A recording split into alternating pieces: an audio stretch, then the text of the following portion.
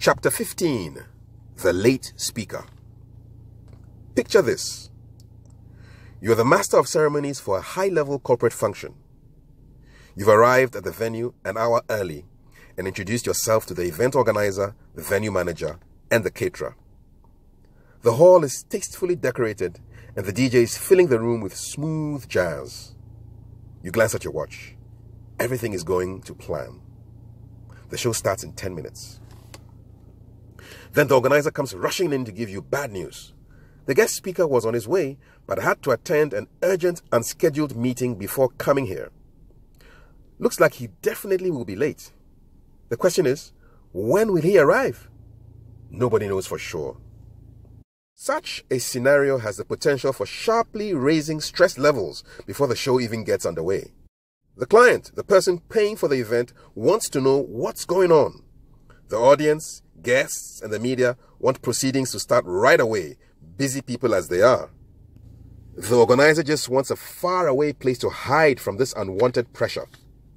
A launch or an awards ceremony that took weeks of meticulous planning and countless sleepless nights can be wrecked with a key person failing to turn up on time to play a critical role in the program.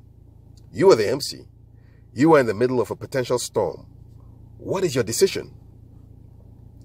Do you, A, offer no explanations to the audience, instead wait till the special guest turns up before you start?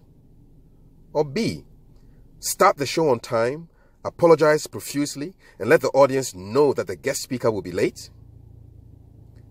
Starting later than scheduled is not advisable, especially if it's a corporate event. It shows a lack of professionalism, as well as a lack of respect for guests who took pains to turn up early. So option A is out of the question. How about option B? Making a speaker look bad by advertising that lateness is not a good idea either. Why cause disaffection for him? One of your roles is to bring out the best in everyone connected with the event, the audience, the client, and the speakers. With that in mind, here is what to do if it is showtime but your special guest is nowhere to be found. Rearrange and start on time. Juggle the program around. Push the guest speaker's appearance further down the program since they will be appearing later than scheduled.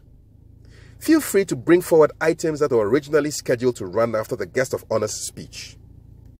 I once emceed a corporate event where I brought forward a musical performance and an awards segment to account for the lateness of the special guest.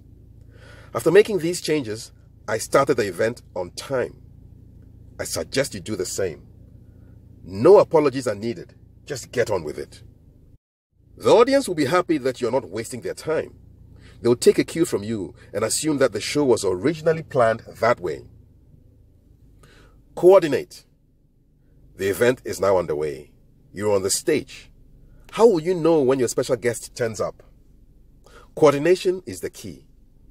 Make sure you have a representative of the organizers updating you regularly so you know when the speaker is around and when it is time to bring her into the picture. Remember, nobody in the audience should know that there was a problem before the show kicked off. Be diplomatic. Do not make any mention of her lateness when you introduce the guest speaker. You should be as natural as possible, as if it was planned that the guest of honor would address the audience at that particular time. Unless you draw attention to a lapse or problem, most audiences are happily unaware of what challenges you may be facing to produce a successful event. This may be one of the rare occasions where, indeed, ignorance is bliss. Keep it that way. Handling a speaker who turns up late requires you to be creative and to work closely with team members. Your success will mark you out as a professional.